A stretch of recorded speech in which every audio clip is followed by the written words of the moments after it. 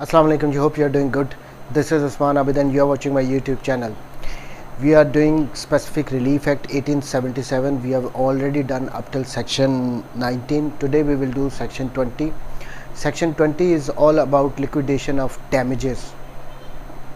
Liquidation of damages क्या होते हैं ये मैं आपको एक एग्जांपल से यहाँ पे समझाता हूँ। लिक्विडेशन का मतलब होता है भुगतान, और डैमेजेस जो नुकसान हुआ है, नुकसान का भुगतान। ए और बी के दरमियान अगर एक कॉन्ट्रैक्ट हुआ है और उसमें ए कहता है कि अगर मैं अपने इस कॉन्ट्रैक्ट की ब्रीच करूँगा तो आपको जो उसका नुकसान होगा उसके तौर पे मैं आपको 10 लाख रुपया दूँगा।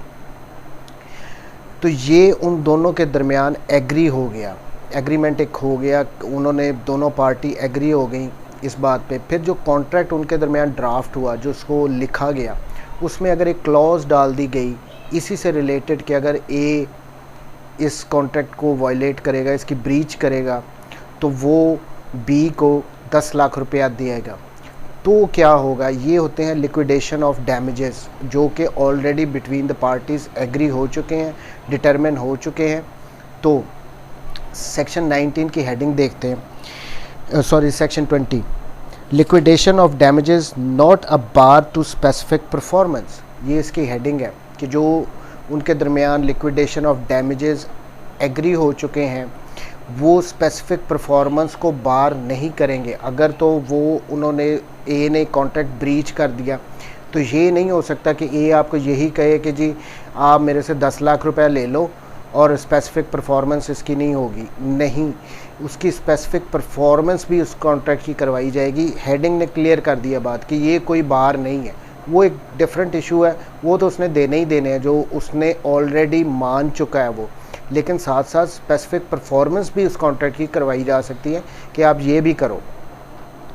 सेक्शन कहता है a contract otherwise proper to be specifically enforced may be thus enforced, यानी जो कॉन्ट्रैक्ट बिटवीन द पार्टीज़ किया गया था वो प्रॉपर है, वो वैलिड कॉन्ट्रैक्ट है, उसको इन्फोर्स करवाया जा सकता है तो उसको इन्फोर्स करवाएगी court.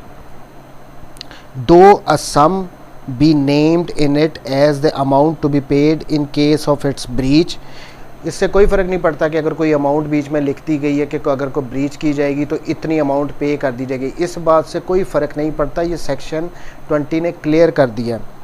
And the party in default is willing to pay the same, और जिस पार्टी ने डिफ़ॉल्ट किया वो जो उन्होंने डिटरमिन किया था, जो एग्री हुए थे कि इसी एग्जांपल को हम लेते हैं, तो उसने जो एग्री किया था कि मैं 10 लाख रुपया दूंगा, वो उसको देने के लिए भी राज़ी है। तो इसका मतलब ये नहीं है कि उस कॉन्ट्रैक्ट की इन्फोर्समेंट नहीं करवाई जा सकती, वो तो वो देगा ही देगा, उसने लिख के दे दिया है।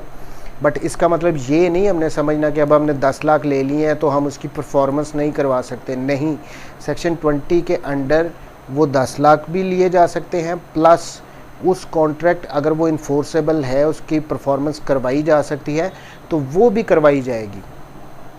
अब इसकी जो इलस्ट्रेशन दी गई है, A contracts to grant B an under lease of property held by A under C and that he will apply to C for license necessary to the validity of the under lease। ए और B के दरमियान एक contract होता है, ए के पास कोई property है जिसका उसने कोई लाइसेंस वगैरह लेना है, तो वो उसके साथ कोई कॉन्ट्रैक्ट करता है लीज़ का। ऑलरेडी वो अंडर लीज़ है प्रॉपर्टी, तो वो आगे किसी के साथ फर्दर लीज़ का कॉन्ट्रैक्ट कर लेता है। वो कहता है कि मैं आपको जो लाइसेंस इसके लिए रिक्वायर्ड है वो मैं आपको लेके दूँगा।